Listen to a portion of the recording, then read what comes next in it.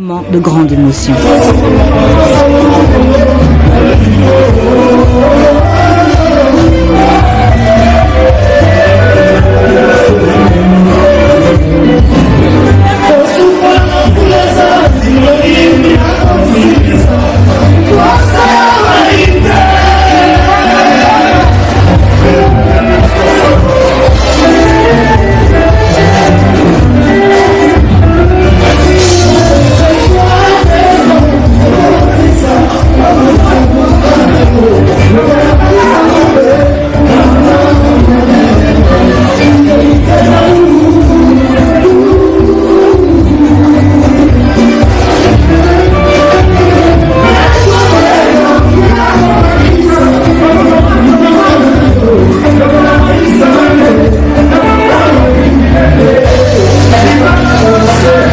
Héritier Watanabe qu'on peut retrouver sur YouTube à travers ce nouveau clip issu du même album.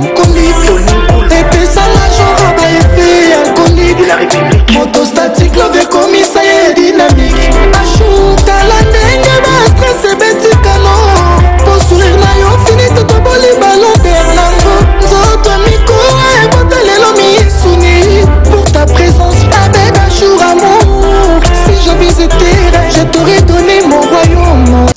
Voilà, de retour sur ce plateau, amis téléspectateurs. Je serais très ingrat si je me permettais pas, de dire merci à Betty Yahweh qui a bien sûr brossé comme il se doit cette rubrique bien sûr Econet. Nous allons bien sûr passer le relais à notre ami Nono Fuji qui est déjà là. Nous allons nous entretenir avec lui dans peu de temps, mais pour saluer son entrée, je m'en vais vous proposer ces clips. Voilà, il y a 2 chansons qui sont sorties, mais je vous propose celle-ci. Je crois que ça va vous édifier. Ça va faire plaisir également à mon jeune frère Michel Longo, qui me suit de là où il se trouve. Et puis, vous allez donc vous en rendre compte. C'est du bon boulot. Suivez cet élément. On se retrouve juste après et nous allons attaquer directement avec la partie questions et réponses. Voilà, de retour sur ce plateau après bien sûr ces beaux clips, cette belle chanson qui a fait plaisir bien sûr à de nombreux téléspectateurs qui nous suivent. Je devais être avec Joss Diena dans cette émission. Ces derniers bien sûr devaient passer pour assurer la promotion de son concert qui devait avoir lieu aujourd'hui au niveau du village Shentemba.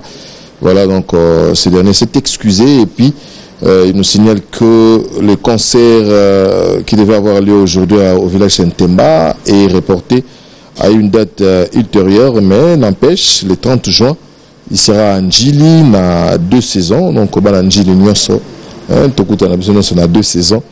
Le week-end prochain, je crois que vous allez découvrir encore une fois les facettes, bien sûr, de Joss Diena, le formidable. Et pour ce qui concerne le concert du village Shentemba, car en émission, j'ai le plaisir de recevoir quelqu'un qui nous vient fraîchement, je ne dirais pas de la Belgique, mais de l'Europe. Tout le monde, non? Fuji.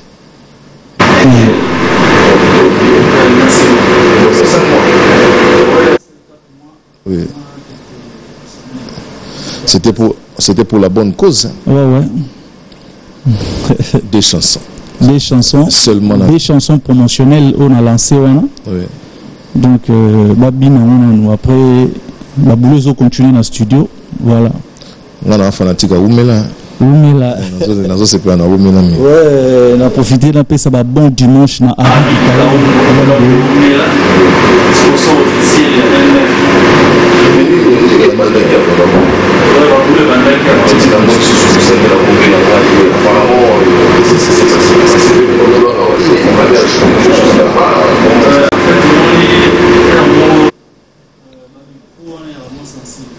ah, ils ont arrêté. Oui, il y a beaucoup de des alades. Ntarouye même ce pondo yangwele kimiko bendi yango libande koti. Yangwe c'est na bablo mususu côté na ba bruit et puis ba effet moko boye moi genre Moi, on a beau bête courir.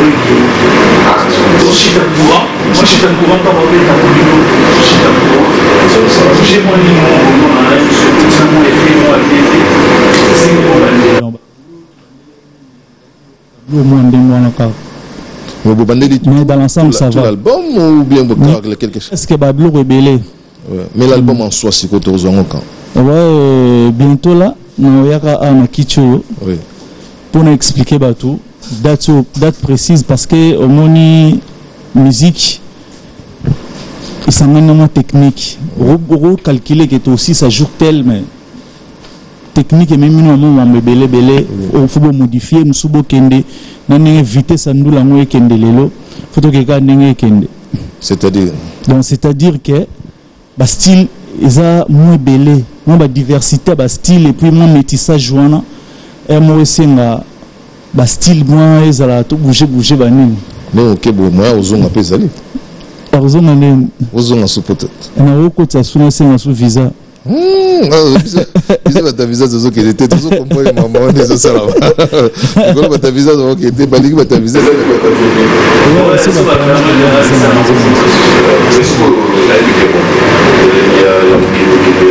Non seulement peut que Maëlle mais la possibilité paye à featuring ezali donc comme côté kuna moi au monde ndeni moi collaboration na mutu mo so ouais ba collaboration yoya nango et dans l'avenir mais on a besoin de annoncer déjà parce que bika mboka na biso ouais ah yune no ke poa yune ni bo pour maman ezala te on dit ba ba bomba lembi déjà maman ya solo maman sili donc comme bon de toute manière so bien so pour éviter bon attaquer point ndenge ata batindiki ezako ko batindiki voiture moza na moteur te et puis là jamais le bepela na munoko botindiki de to que botie vrou na munoko en réalité pelité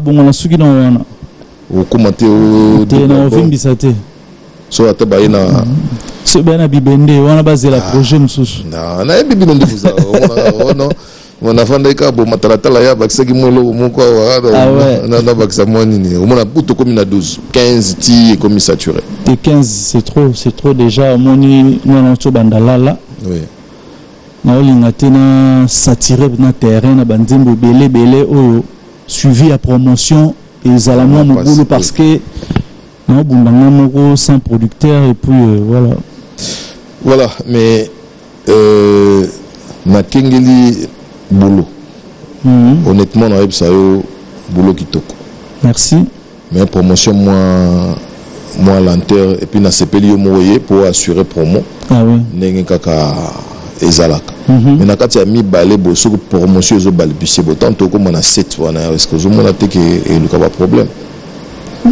promotion déjà ça va bon na éviter pour que manu be kalate adonze mo peut bien faut que kala et puis ça jamara mais ça va et le reproche pessimant na beta vraiment c'était nango te na nga yo moko zala parce que ngamo na za déjà sur terrain donc il est bien quoi si aussi on a besoin de moins production hein, parce que toujours kenda bon fiki les a susté mais moi quand toujours kenda va jouer à ba grandes vacances et c'est ouais tous ali so ba ba contacter biso ba moni na page Facebook na nono Fuji officiel numéro ezana ya manager ba contacter direct to sala boulot ba osenga nous après pena so ba bito beta umela après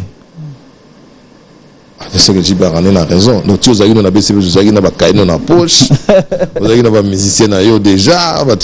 En fait, tant que lobby bongo, nous avons déjà un projet, donc nous tous un projet aux amoutoutés. Nous tous un projet aux amoutoutés, mais qui a calculé ma boule simadiko, si pour ça là, tout ce colo, non, ça c'est pas moi. Mais nous tout à un projet d'avenir, ils ont raté. Tout à fait. Voilà. Et puis le look a changé. Ah ouais. Look c'est qui.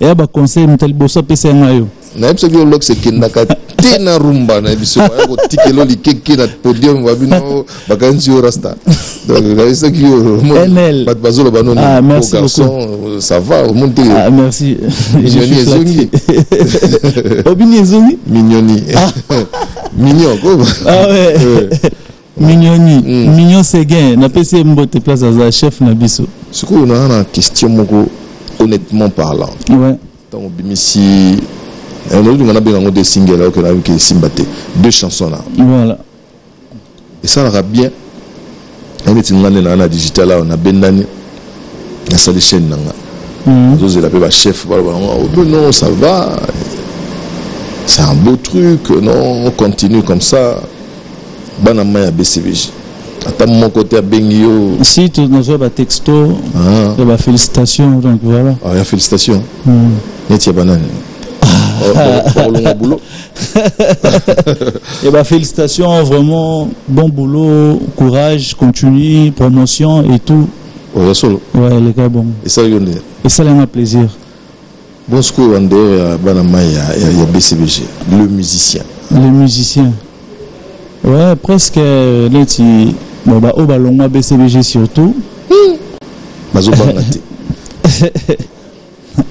Tutu Kaluji a benga la fond féliciter aussi et pas tout solo aussi ouais bah bien sûr que non ça va boulot ça va ouais voilà je vous recommande vivement ces 2 chansons qui sont déjà sur YouTube il suffit tout simplement de mettre Nono Fuji officiel Nono Fuji officiel sur YouTube oui Nono Fuji officiel bah on a 2 chansons na bango ezana voisin cimetière na Umela oui voisin cimetière na yembi Serge Mukendi Villas Boas de Montréal donc bon dimanche à toi frérot et puis Umela na yembi le président Harry Dikaombo il y a bien un sponsor officiel le président de la fondation FAC Harry Dikaombo que nous saluons Tozo na suna Umela te meto ka sikoyo voisin à cimetière avec Serge Mukendi mais quoi à mettre foka mikolo te yaza jeune entrepreneur oui Serge Mukendi waza mo belé net ndé pas souffrir Eric Somo la bonne auberge il faut tcha auberge pour ceux qui étaient qui côté et qui côté ne suis pas du monde moi mais na machine donc c'est chaud donc il faut pas que c'est auberge donc Serge Mukendi zo ba payer à Montréal car pour nga pa bi mususu ma mettre avocat Serge Mukendi Villas Boas de Montréal on a pas à Montréal ouais on a Patrick on a Papi Mukendi bon voilà donc Serge Mukendi katopisi bambote suivons cette chanson on se retrouve juste après pour continuer notre émission.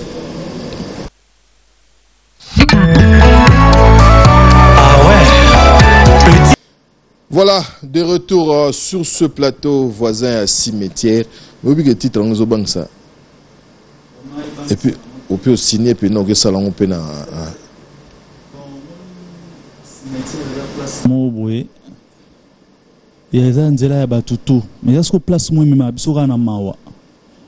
Donc quand j'avais dit Tomo Sali a cercueil a rolinga bembe jamais ananda kunae parce que mon na baba bolingo wana love na yo e otenga mamutu mususu a omote ya yo tanga te yo a boya ser wana to sala boye mais emsu yemoro a ko sala ngote so pe passionné comme lié donc on a ngana tali sabatuka bongo au cimetière eza place à mawa mais ça te to yembeli cimetière nos voisins cimetière donc il faut réfléchir quoi atakutu voisin ya cimetière azalaka te fanatika liwaye lokundo parrain marambolingaki yango.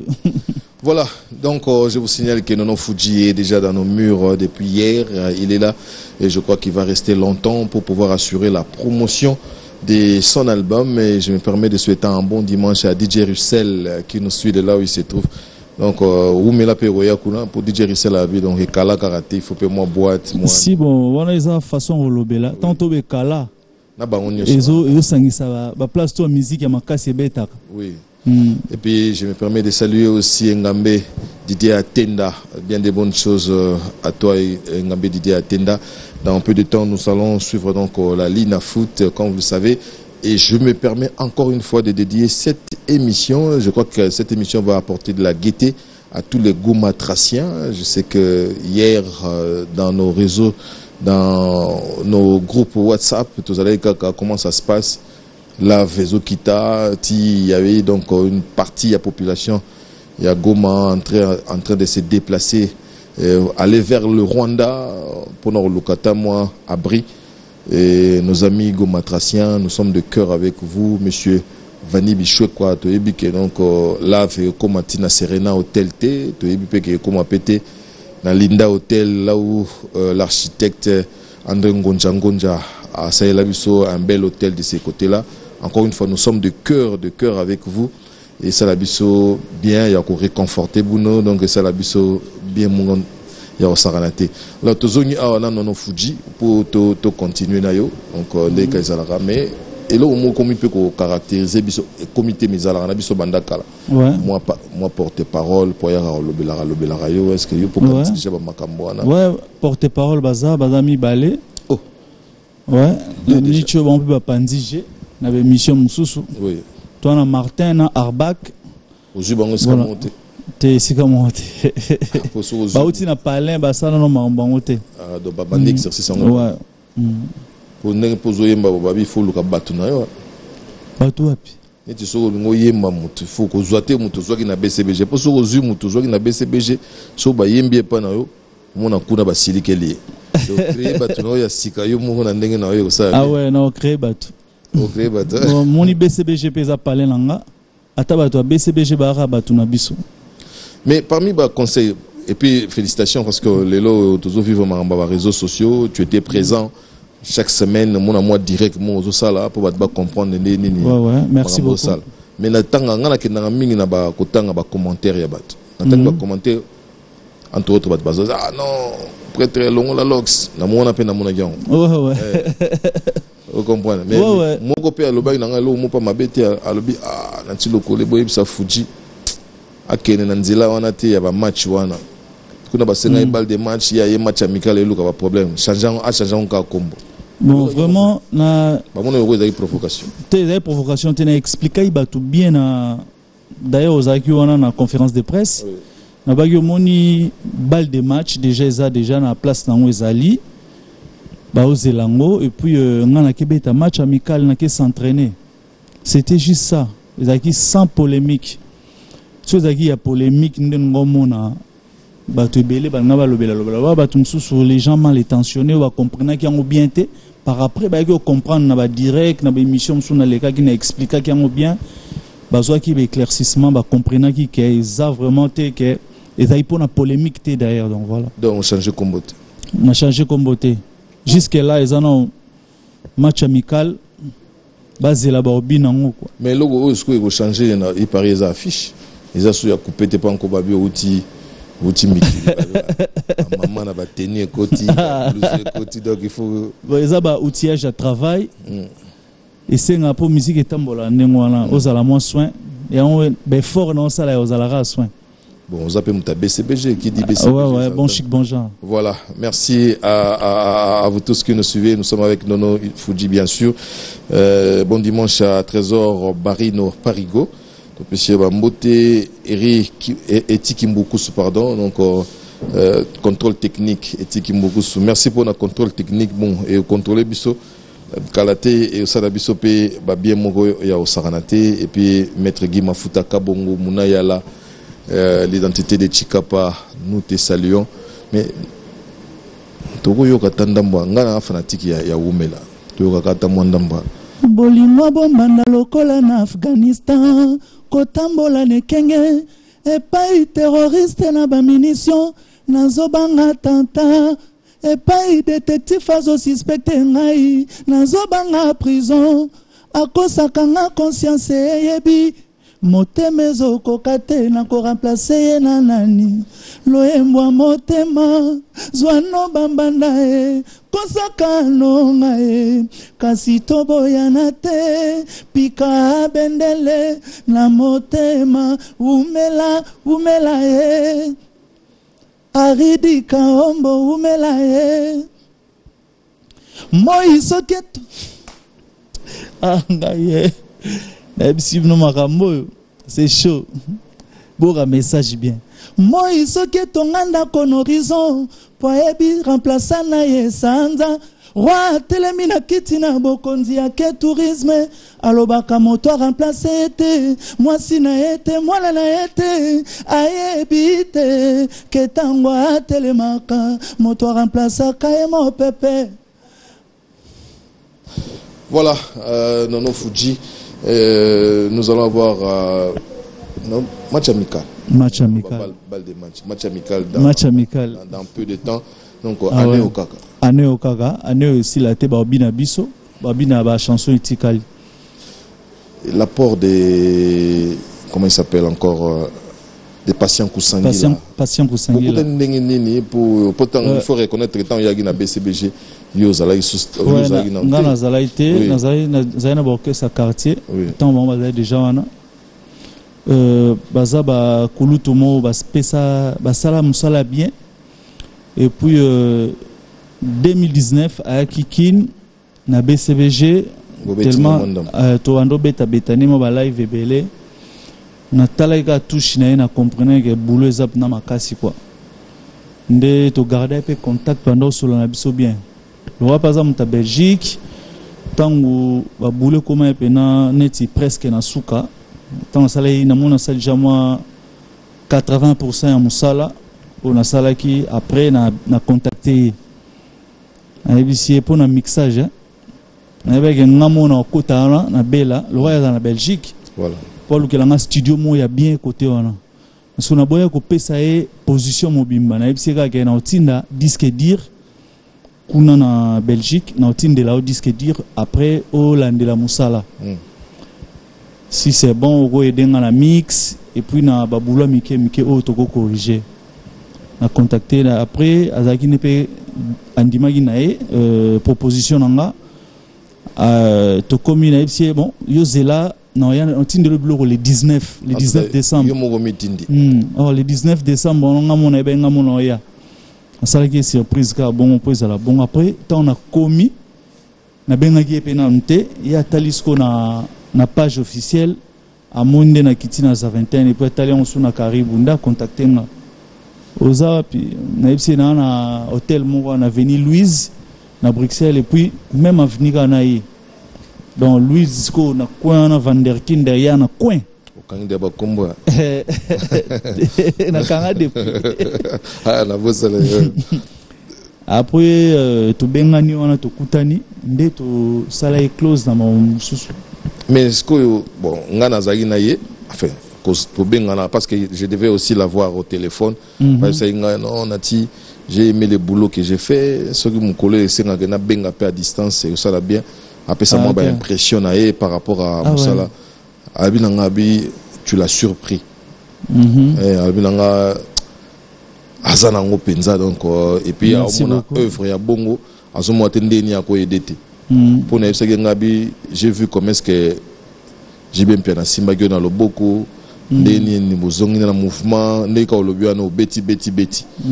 Mais le fait qu'il y a aucun Kuna, il problème habité talent il était vraiment ravi on dit au ticket les albums nous sayoka ouais na ina babulo na tikeli ayoka toyoki place ni toko corriger place ni toko bongisa place ni toko tika wana donc ezaki bon tout ça vraiment temps ba oyo ngana yoka ki na yo na voiture na moni moi touche il y a BCBG zalagi nango. Je me suis dit, peut-être Rosanne a posé à touche à BCBG, mais tu en avais déjà. Pour quelle raison? Je ne suis pas contre la participation de Kousangila, mais pour quelle raison l'Inga est payé Fazalagawa? L'Inga Zalana parce que moni n'a boulot tout ça là. Surtout que la musique, au gros ça là, faut mato et belé yoka. pour bimisa du bon boulot. Robé Tangote, on a travaillé pour ingénieur Msoussawa, Neti Guilin Tamba. Ah oui. Guilin Tamba, tu travailles dans Delvaux. Toujours. Travaille dans Guilin Tamba et puis NNK sonore. Après, patient pas eu sous Manzaka na et puis m'tabeti ba baswana kitoko wana. Avec ta basse. Ouais. Ah bon. Ba baswana kitoko wana yimtaniatia. Et puis na moni Quentin Brown qui a réalisé. Quentin Brown, ouais. Mais il demande beaucoup de sous. Qui est derrière toi? Aridi Kaombo. Mais Aridi désolé, quel est le problème? Problème de soutenir un sala. Aridi désolé, na BCBG to mutuna abanda kala pour désolé le problème. Babilo ramener to ebinenge sala. Te luka problème te ngandem na na BCBG. Nazane muta BCBG asepela ande nanga. Te ngambo lukila. Asepela te na lukile problème te. Yozo beta na ça mutu ba sepela na yo. Ezala nango aza fanatique ya BCBG mais apusana kina noté yo poussier apusana kina noté a sepela na savoir faire nanga na boulot nanga nde a contacta ngai toujours pe contact depuis ba depuis on na depuis la sanga ba raga plus on a mémoire pour chaque dimanche on ose ngai so endule les gars na boy zo image mo voilà donc moi j'ai appuyé tout le monde. Oza parmi bateau yo. Voilà. Bachanga vraiment poids. Oui. Na bo bébé na nga wenge quoi. Voilà, moi je suis là pour tout le monde. Mais batum su balaka te nazaka pour na batunyoso. Donc tokenda tina ba koto tokenda te. O bat ba o s'attendre te tokenda. Nga na kota tina ba mantete na kati wana na ke kokutana na Kolombani wa Senga. Ouais. Chez Bango. Non, ça va reportage. Pour tout le monde, on a été là pour tout le monde. Mais les lots, comment bon. Je me permets de présenter mes condoléances les plus attristées à mon vieux Michel Kabea qui a perdu son beau-frère, donc l'aîné de la famille de sa femme, de son épouse, pardon. Donc il y a Michel Kabea, mes condoléances, et puis à votre épouse. Ce sont des choses qui arrivent. Je suis avec Nono Fuji. Mes sincères condoléances, il y a Michel Kabea, grand prêtre. Oh ouais. Oui, ça là. Nzembo Mombamba. Oui, ça là biso. Mombamba. Mais na ko ki benzi mu ya na rythme Mombamba wana. Olubi na o base lokolo eza identité na ngantse ko bana nango. Na bimisa ba secret tout Dimi ka ba comprendre les jeux. Sasa tabana ngai olia Yakotumba Temwamba Nazana guhaya lukaka Ba epis nanga sika Yo fidel lushima Oh papa Azotangisa soyi Wangle Miller Didier Massandi Peggy Kamba Julien Mambo Aimé Monia Wala Gino Elvis Mpeti. Voilà, Nono Fuji, un talent. Merci. Je vous recommande vivement ces jeunes qui a encore quelque chose à donner. C'est vrai qu'il a donné beaucoup durant 18 ans aux côtés des Papa Chéri. Aujourd'hui, il s'est décidé de pouvoir prendre sa carrière à lui, donc une carrière en solo. Je crois qu'on ne sera pas déçus. On attend tous un match amical qui fera énormément plaisir à tous les friands de la bonne musique parce que les lots on a combattre bateau bazo kimisa mélomanie ba comme ici musique logo la église to soko na lingaka tatu songolo na lingaka mama songolo kaka bangonde il faut nazara na yo kaka non il faut la mélomanie. Celui qui fait la bonne musique hollandais o pa yo ka boy saka le toyi et c'est là mais puis ça biso ta jour hein jour ya c'est ba boulot no ce style presque fini. Moni tellement na bunda penga moko sans producteur. Nanga na manager. Pardon. Aridi azali. Aridi ana chicon mais Aridi azali moko lokolo moko. Abi pado saka. Puis au niveau préparer kuna banda kala. Na boy de lobi ozana ba projet mais ozalaki na banzembo na poche. Zokande ondike pe do kezaka déjà na poche. visa kaka na biso bata visa tozo kende te mundela pekisi soko moni mutakei seke ala kala do kozaki na doc na poche et balobi soko répéter o répétaka na kombote ngabi oh na ndenge ni babite yazaka na kombote azaka déjà na litos na ye déjà bon ouais instrument zali batu basalanga cadeau balinganga mingi bapesa o déjà bapesanga ba cadeau ouais. Le président Harry Dikaombo a une grande partie et puis Mastananga Carlos Tomatala il n'est pas contribué donc na PCMbo te place à ça Carlos Tomatala hein? Les monuments de Rotterdam Bacharapoa Gaïtan Lipamoto Djibril Paka Bazawana donc Pajou Simba TTC. Oh, TTC, vous avez dans la Belgique. Moucheleka. Vous avez Cousin. Voilà, donc ça c'est la famille. Donc, dans ces pays, TTC, pas juste Simba, TTC, on te salue aussi. Donc, Thierry Congolo, nous sommes en Belgique. Nous sommes à Kabumba et Dura Kabumba, et voilà. Nous sommes à Bella, bien des bonnes choses là. Des Cosmo Coco. Voilà, baza et belé on en Belgique donc toza zalakana bango na kanisi susu Chibasu ndeko na Dashi Chibasu donc on a pesi no mbota trop Yannick Kinia du côté de l'Afrique du Sud je te salue donc Samuel Tabiala aussi je te salue Laurent Yando Dieu Mayanga à Benguela Maître Bob Niamali et puis Isma Abdul à Paris l'honorable Boliki Bokota nous vous saluons. Nous allons terminer cette émission parce que nous allons céder la place à nos amis sportifs. Alors, Pesabiso déjà par grande ligne, qu'est-ce que comment? Ah ouais, juste pour la promotion, il y a des chansons et puis on va continuer bah boulot dans le studio. Pour Nzembo Msezana Kevin Mbolé là, match amical donc bientôt là bah Obi na épée et puis répétition, toujours, dans la bonne auberge, chez Eric Kassongo. La bonne auberge, toujours. Nous avons répété de lundi, na jeudi. Na Funa. Na Funa, na salon qui tourne à Malili. Oui.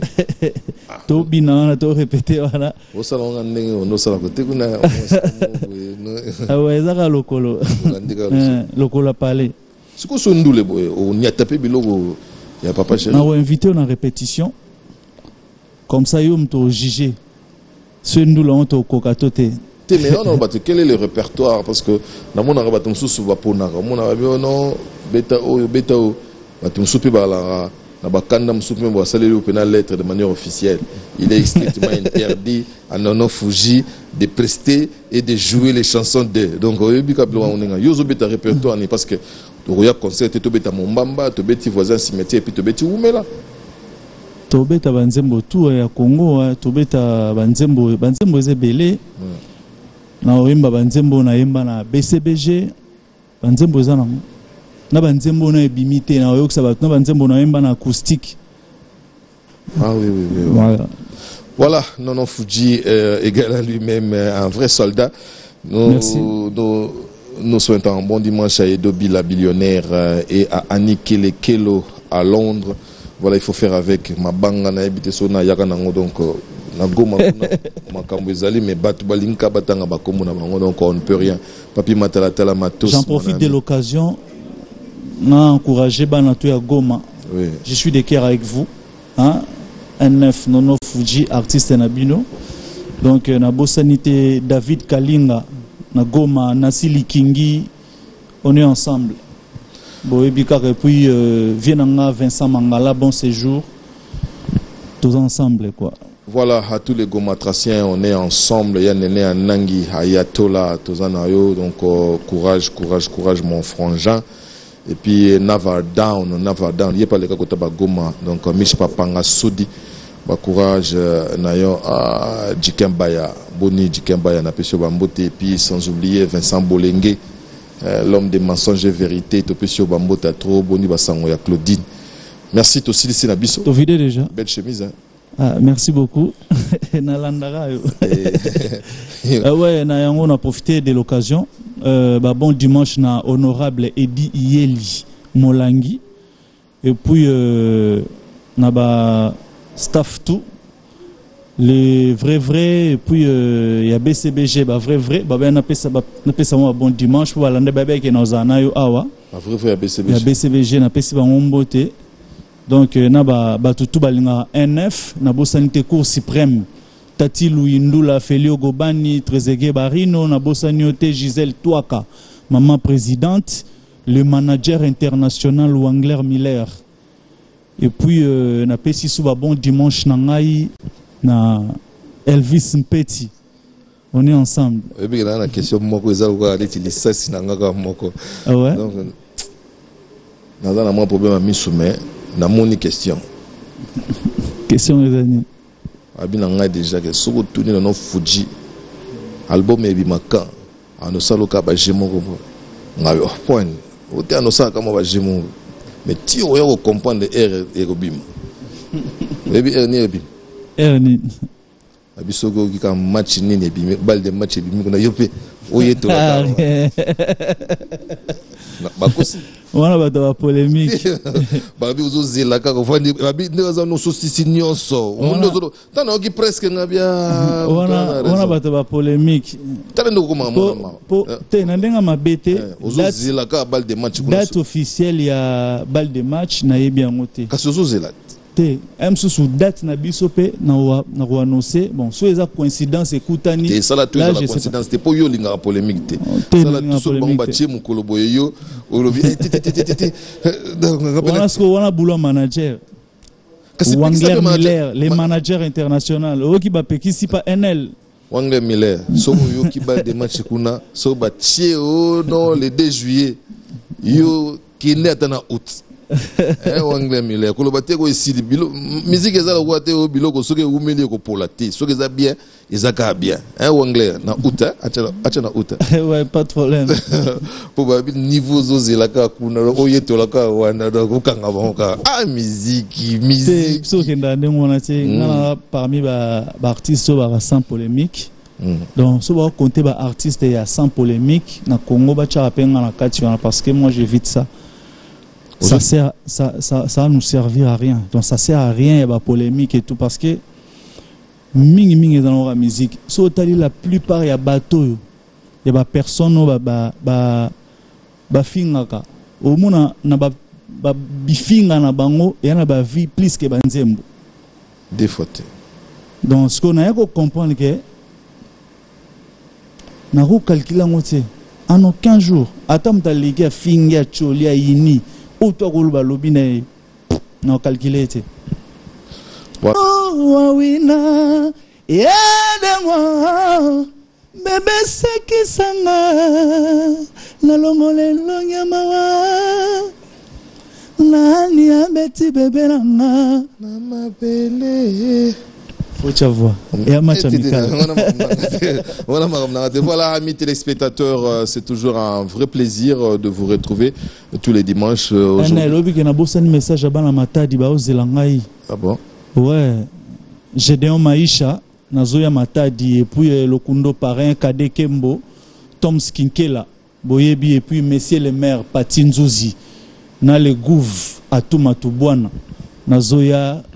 Dickens Dikenda les boss toujours voilà biso pe tozoya boma nazoya ka na Windows nazuka Windows nazoke na yekuna esala biso grand bien donc nous allons croiser Kwangila les Titi Espoir donc on sera là non Fuji pe sur album et tokekuna et ça la biso grand bien donc de ces côtés-là on réclame vraiment les artistes et musiciens. Aujourd'hui on était donc tout le monde qui n'a moins le col à gauche donc on n'était pas vraiment au point mais on a jugé bon de pouvoir vous servir et si vous avez remarqué quelque chose que vous allez nous excuser, nous sommes des humains et je crois que le dimanche prochain nous allons nous améliorer. Merci encore une fois Nono Fujin, merci à vous tous les vrais des BCBG, la big famille des BCBG, c'est votre fils. Et le clan a besoin bien sûr de bien d'autres enfants du clan et Fungwama et ça l'a bien et ça la concurrence n'a bien d'autres clans et Zagara c'est le Congo qui gagne, c'est la musique congolaise qui va de l'avant. Encore une fois merci à vous tous, on se retrouve le dimanche prochain dans un autre numéro.